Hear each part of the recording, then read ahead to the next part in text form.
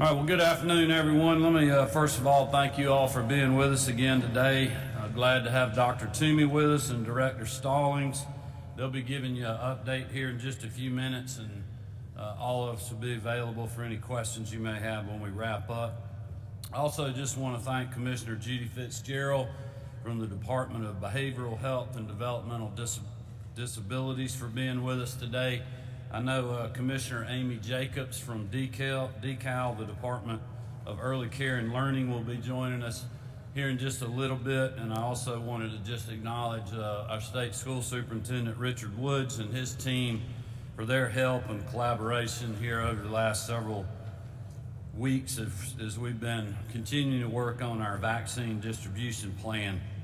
I just wanted to start by pointing out a few COVID-19 trend lines that we're seeing in the state. We are now at a little over 2,100 patients in our hospitals with COVID-19. That's roughly 13% of our hospital census. Throughout our battle with COVID-19, this has been among the most important data points the whole team, myself included, has paid attention to.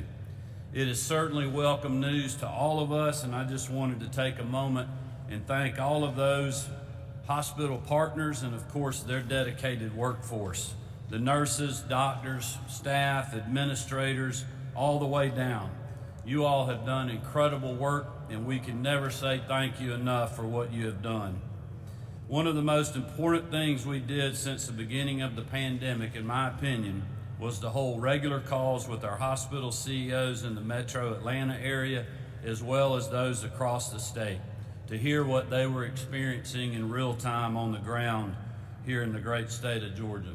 This feedback has been invaluable for us on things like PPE supply needs, bed capacity, testing issues, and a wide variety of other critical information. To all of the CEOs and staff who participated on those calls, I'd also like to say thank you. We also recognize the need for statewide coordination of all COVID-19 patients and bed capacity. That's why the state, with the support of the General Assembly, funded last year and continues to fund this year for the Georgia Coordinating Center at Grady. This air traffic control for hospitals provided essential guidance for facilities looking for beds across the state. And I'd like to thank the team at Grady for partnering with us on that. That coordination was paired with augmented staffing for both hospitals and nursing homes to the tune of several $100 million of investment on part of the state and the Department of Community Health to make that happen. And finally, thanks to the team at the Georgia World Congress Center for their willingness to partner with us and provide beds to patients in need. The World Congress Center, as you all know, was a key part of our strategic plan to ensure every COVID patient had a hospital bed when they needed it. I appreciate their sacrifice for doing their part, and I'm happy to say we'll be winding down that operation in the coming days in light of decreased hospitalization and lower demand for that additional capacity. While the media was quick to write about increased hospitalizations, the success of the state's hospital bed capacity plan to combat COVID-19 will not make the headlines, and that's because this plan worked. There is no doubt that there were dark days and tough decisions made, but yet again, the people of our state, the frontline healthcare workers and hospital staff, and the state agency team we have here in state government pulled together and pulled through. They answered the call and went above and beyond the call of duty to serve their fellow Georgians, and for that, I will always be incredibly grateful. Other trend lines continue to move in the right direction. Cases and the percent positive of tests are all at their lowest level in months. And speaking of tests, I want to give a shout out to Dr. Toomey and her team and all the public health workers and private providers who administered a staggering 7.1 million PCR tests here in Georgia and over 1.3 million antigen tests.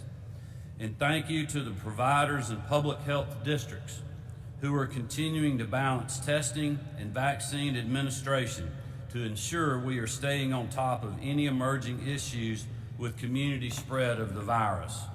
As we know, the fight is not over yet, but we are certainly moving in the right direction. On the vaccine front, we have now administered nearly 1.9 million vaccines to 1.2 million Georgians. With the current 1A plus population numbering just north of 2 million, we have surpassed well over half of our current eligible population. Given that some shipments were delayed for weather last week, our percentage of administered is now at 81%. There have also been approximately 34,000 veterans vaccinated in Georgia, and I'd urge these Georgia heroes to contact their caseworker at the VA to ensure they receive vaccination through the federal program. As you remember, it's been a little over 2 months since the first vaccine was administered here in Georgia. On December 14th, Dr. Toomey and I were there in Savannah to celebrate this miracle of modern science, but to also ensure the state was prepared to get every dose administered as quickly as we could. Since that day, my top priority has been to protect the most vulnerable and get Georgians back to normal. That's why we expanded our vaccination criteria early on to include those over the age of 65, who account for 77% of all deaths due to COVID in Georgia. As of today, we have administered at least one dose to 800,000 seniors. That's over 57% of our estimated 65 plus population in Georgia. By following the science on Georgians most at risk of severe illness, hospitalization, or death, I believe that we have saved lives and protected our most vulnerable. Dr. Toomey and I have been very clear. While vaccine supply has been so limited, doses had to be prioritized for those high-risk Georgians and those on the front lines of providing vital health care or public services to our local communities.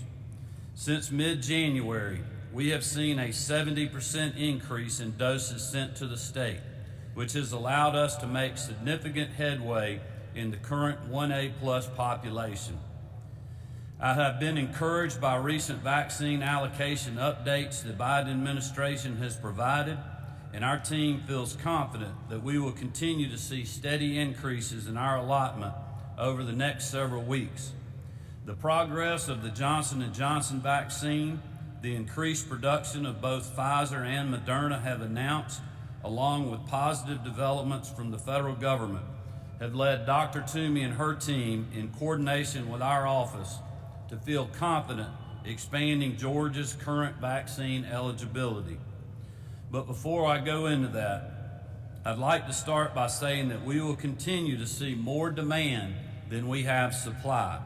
Appointments may continue to be hard to find and schedule, and I will say there is no doubt that state government, private providers, and public health officers across the state have learned a lot and adapted over the last few weeks. That is why we have rolled out state-operated mass vaccination sites and why Dr. Toomey and her team have launched a new scheduling tool for public health districts across the state, which she will update all of you on here in just a few minutes. Again, I want to reiterate there will be more demand for the vaccine than the state has supply. With the expanded criteria we are announcing today, I continue to ask Georgians for their patience.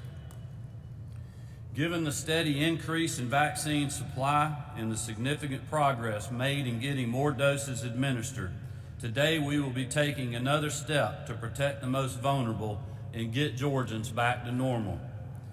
Starting March 8th, we will expand the current 1A plus vaccination criteria to cover more high-risk Georgians, including adults with intellectual or developmental disabilities and their caregivers, as well as the parents of children who have complex medical conditions. Many of the parents or caregivers of these Georgians have reached out to me personally, to my office, and to the Department of Public Health. Many have had to stay sheltered in place for months on end for fear of infecting their loved one or spreading the virus themselves. I have read those stories. I cannot imagine what they have had to go through. Marty, the girls, and I continue to pray for these families. Additionally, I believe it is vitally important for more Georgians to return to normal. For too many parents, this is simply impossible to do while your child is home learning through a screen. Virtual schooling is leaving too many children behind, and parents are literally at wit's end. They are also very exhausted. We must have every student back in the classroom 5 days a week, statewide. To ensure that happens as quickly as possible, effective March 8th, pre-K, K-12, public and private school teachers and faculty, and the Department of Early Care and Learning educators and staff will now be eligible for the vaccine. We cannot say thank you enough to our teachers, school staff, administrators, early childhood educators, and countless others who have persevered through these truly unprecedented times. The vast majority of these hardworking Georgians have been in the classroom since last fall, and I appreciate the school systems and early learning and daycare facilities who have adapted and put interests of their students and children first. Whether in person, hybrid, staggered, or online only, each local school system did what they thought worked best for their communities. And as a local controlled governor, I respected that decision. But moving forward, we cannot delay full in-person learning any longer. Our children cannot afford to wait until fall. The costs are simply too high. Georgians deserve to return to normal as soon as possible, and that will not happen without schoolhouse doors open for face-to-face instruction each and every day. For the next 10 days, educators, school staff should work with their administration to ensure their district or school has been in contact with the State Department of Education and the Department of Public Health. This partnership will help ensure systems are able to identify and coordinate vaccinations for interested school staff quickly and efficiently. Finally, later in the month of March, provided that the supply continues to increase and the March 8th expansion goes well, we will plan to further expand vaccination criteria to include more Georgians with severe underlying health conditions who are not currently eligible as seniors over the age of 65. We will be finalizing that timeline and the Georgians affected in the coming days. Let me again recap. Effective March 8th, the following groups will be eligible for the vaccine: K-12 educators and school staff. This includes both public and private schools. Pre-K and DECAL educators and staff. Adults with intellectual and developmental disabilities, as well as their caregivers, and parents with children who have complex medical conditions. This population of approximately 1 million Georgians will join the current 1A plus population of roughly 2 million Georgians. To avoid confusion regarding phases and what different states and the federal government are labeling each population, we will not be using 1A plus or 1B for new expanded criteria. To ensure it is simple and easy to understand, Dr. Toomey's team will be listing those who are currently eligible as we move forward with expanding criteria. The Department of Public Health will continue to work with providers to ensure their criteria is up to date and will be followed in the administration of the vaccine. I'll close by saying this: Georgia will get back to normal. We will protect the most vulnerable, and we will beat this virus. These vaccines are a miracle of modern science that will get us back to a regular way of life, and we will utilize every state resource to ensure anyone who wants to be vaccinated gets that opportunity as soon as possible. At this time, I want to turn it over to Director Stallings to give you an update on our mass vaccination sites and pre-registration for new criteria coming online March the 8th. Director Stallings.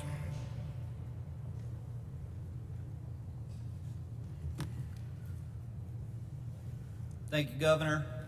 First, we'd like to say we're very proud that this week at our mass vaccination sites, we've been able to vaccinate over 11,000 people in the first 3 days. So we're excited about the turnout, the use of the website, and we continue right now to be putting vaccines in arms.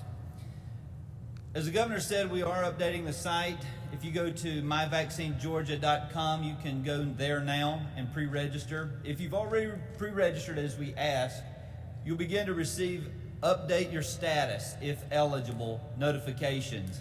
You'll be led to the update screen where the site is already prepared to receive you based on these new criteria released by the governor today. You'll simply select what category you fall under and finish your registration. Once in that registration is completed, you'll fall into the appointments category. So you'll be held until March 8th. Once March 8th rolls around, you'll be given the opportunity to begin scheduling your appointments. So no need to do anything more than that. If you've not registered, simply go to myvaccinegeorgia.com, click that yes, you're now eligible. You'll go through the registration process, select what criteria you fall under, and you'll roll over into that same waiting point where you'll be notified effective March 8th that you'll be eligible. I want to make a point about Albany. We've been very excited to see the turnout that we've received. We are asking now, beginning next week, due to the turnout, that we go back to appointment only. The drive up has been very successful this week, but we're now starting to get to the point where we're exceeding our allocation, and we're afraid that those that went through the process and did make an appointment, we don't ever want there to be an opportunity for them to show up and not have the opportunity to get a vaccination. With that said, if you have an appointment and you've gone online to myvaccinegeorgia.com and you've got an appointment, there's no need to show up at 4 a.m. and get in line. At a couple of our sites, we've had folks showing up very early thinking that there's the possibility they might not get their vaccine. But if you've got an appointment, we've got a vaccine for you.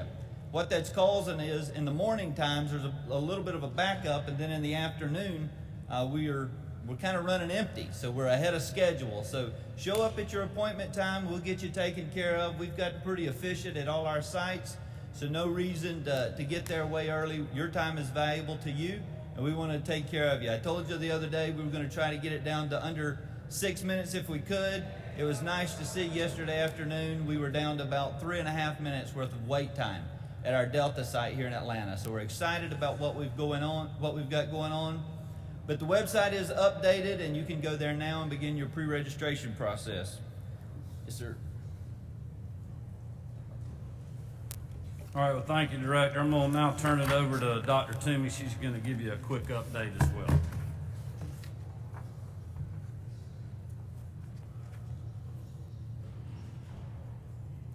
Thanks so much, and it's good to see you today because I think this is such great news for Georgians and Georgia. I'm the only one on the team that has this problem, you know. Okay, got it, thank you. As the governor said, we're seeing, significant improvements in our numbers in test positivity, around 10%, which is quite a bit lower than it was. That's good news. And the statistics he presented are very encouraging. We hope we can continue to see that. The one thing he didn't mention is that in our long-term care facilities, we are seeing a decline in the number of outbreaks and the number of cases we are seeing. And if you remember, in days past, I used to say, when I talked about outbreaks, the long-term care facilities were the locations of the highest number of new outbreaks. And that change clearly reflects the fact that we prioritize those facilities as vaccination sites. And we really hope that we can encourage additional long-term care facility staff, as well as other healthcare workers who chose not to be vaccinated in this first round to be vaccinated, even as we move into the next phase. As far as the scheduling tool, we are rolling that out today in an incremental way. This is the same tool that was made by Microsoft that we used, but with some additional added attractions. We use them for testing. We will be rolling them out incrementally between now and the 8th, and by the 8th it will be statewide. And we'll be giving you more information about in the days ahead. I want you to know that it's starting today in selected sites and will be incrementally rolled out until the 8th, at which point it will be a statewide Microsoft Dynamics scheduling tool for all the public health sites.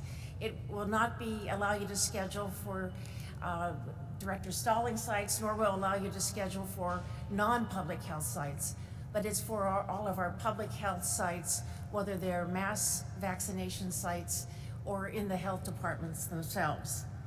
Our reporting in GRITS has improved significantly, but we are moving very rapidly to get a new tool for vaccine management and reporting that will be more complete and allow more complete reporting and faster enrollment, as well as better communication tools, both to public health and to the providers.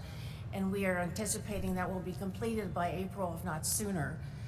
And we are pleased that not only that the 81% of our doses have been currently used, but that so many of our current population at risk, 65 and older, have already been vaccinated.